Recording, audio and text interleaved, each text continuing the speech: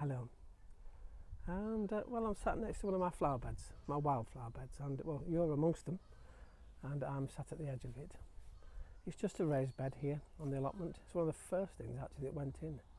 So these have been planted well, maybe early April, end of March, early April, and they've done really well. They've sustained all of the frosts. They've come through everything, and they were covered initially with bubble wrap, but now look at them. They're about to flower, some of them, and it's really lovely. We've got poppies in here, I know that, and we've got ferns. There's all sorts of beautiful flowers. So I can't wait for them to open because I don't really know what half of them are. They were just a packet, wildflowers to attract the bees. So hopefully they do attract the bees. That'd be nice, wouldn't it? You know, it's funny. Just sat here now is really, really peaceful. And I can show you my other wildflowers in a minute. They're not doing so well, but then again, they were planted a lot later in the season.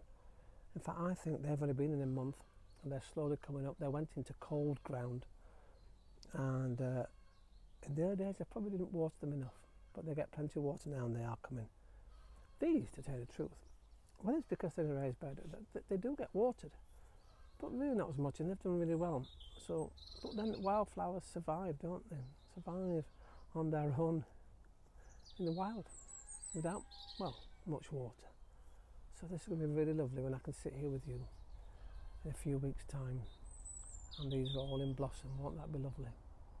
Behind where you're sat, and I'm looking at them now, that's my frame for my carrots.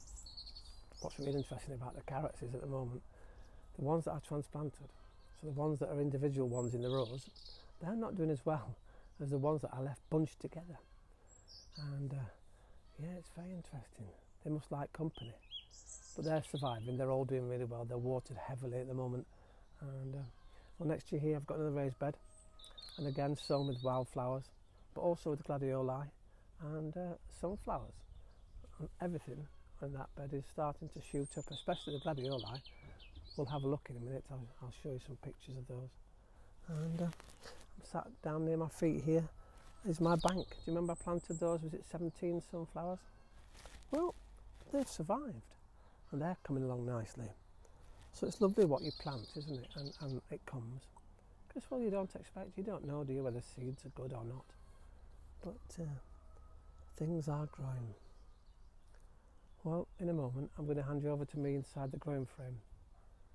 We're going to look at overplanting. It's funny you sat here amongst lots and lots and lots of wildflowers, but I think they can take it.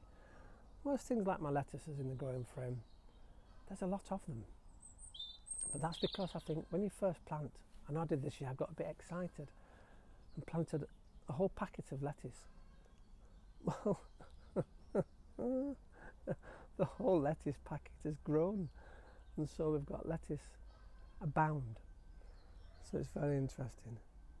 But as you know, they'll be cut early tomorrow morning now, because I think they're on their last legs before being cut, and these are getting rather large, which is lovely. But these are individual lettuce leaves, really. They're not a lettuce plant, because you can get lettuce plants, can't you, like iceberg, and they're all grown as a lettuce. Well, these are individual leaves, so they have to be picked. And when I pick them, I'll have a cold bucket of water with me. I will plunge them in, get them in the house, get some ice in there, and ice packs actually I've got, not ice, but let's get the water really, really cold, and it stops them and it makes them really crisp. And then we'll dry them really well, put them in a bag and put them in the fridge, and they should last up to a week. But I think in there, well, I'll show you the photograph, shall we? We'll do them here, look, today. We've got lots of them. So I might be taking bags of lettuce round to my neighbours and see if they want any.